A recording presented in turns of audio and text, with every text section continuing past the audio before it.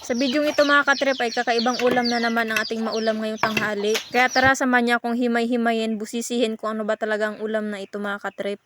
Hello mga katrip, hello mga viewers, hello mga subscriber ko at followers ko dyan. So for today's vlog mga katrip ay magluluto tayo ng ulam. Kakaibang ulam nga pala ito mga katrip, low budget kasi walang pambili. Syempre mga katrip kasama ko dito si Mamang. Paborito niya kasi itong iulam mga katrip. Pag madali ang ulam, naiisip niyo ba mga katrip kung anong ulam ba ang kanyang lulutuin? Kanina pa kasi siyang siging ikot ng ikot mga katrip na parang may hinahanap, may tinitingnan siya mga katrip kung saan banda. Hindi ko rin alam mga katrip kung ano talaga yung kanyang gugulayin. Pero nagtiwala na lang ko sa kakayahan niya mga katrip. Wow, magic! Baka inisip niyo mga katrip daw ng saging ang kanyang gugulayin. Pero parang ganun na nga.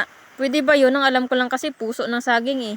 Pero hindi pala mga katrip, nauulam din pala yung ubod ng saging. Totoo ba yun? Pa-comment naman po sa ibaba mga katrip kung sinong nakatry na mag-ulam ng ubod ng saging. Fast forward mga katrip, ito na sinisimulan ng tumbahin ng saging. At parang kakaibang pinapandar ni Mamang dito mga katrip. Agay ko na maak na po ng amigas. Kahit kinagat na siya dito ng langgam mga katrip, hindi niya pa rin iniwan yung saging, basta matumba niya lang. Kapagod talaga maging pobre mga katrip, kailan pa kaya tayo nito makaon sa kahirapan? Sa sobrang poor mga katrip, yung ulam, ubod ng saging na lang. Finally mga katrip, ito yung pinakamagandang accomplishment niyang nangyari sa buhay. Nakakuha na siya ng balo. Fast forward mga katrip, nung natumba na ang kanyang uulamin. At ako naman mga katrip ay may nakitang sagbot-sagbot ng kalabasa na ilang piraso para ihalo natin dito sa kanyang gagawing balo ubod. Kakaibang kapangyarihan talaga mga katrip ang nagagawa ng gutom. Kung ano na lang madampot, yun na yun, basta maulam lang. Masarap daw kasi ito mga katrip, lalo nang may bagoong sausawan tapos maanghang, ay the best. Baka ubos ang bahaw, kanin, makarutkot pa ng dukot. At ayun na nga mga katrip, malapit nang maubos.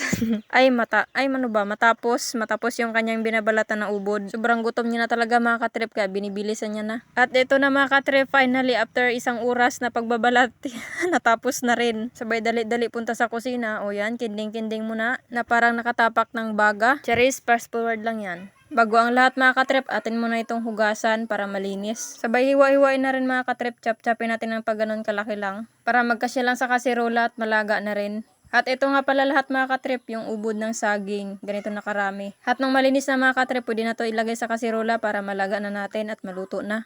Finally mga katrip, after ilang years, ito na mga katrip ang ubod ng saging, luto na. Tapos yung talbos ng kalabasa mga katrip na dunot na. Mas maganda mga katrip kapag meron kang daing na prito o kaya bulad. At dilis mga katrip, simpre mga katrip, di rin mawala yung sausawan natin na maanghang na suka. Sabay dampot ng isang piraso mga katrip, sabay isuso sa langgaw. O simpre titikman natin yan, baka sabihin nyo hindi ako kumakain ng ganyan. At nang pagtikim ko mga katrip, wow, ang sarap. Pwede na makaubos ng bahaw ng kapitbahay. Kung gusto niya palang matikman ng ganitong klaseng ulam mga katrip, tumbahin nyo ng isang puno ng saging.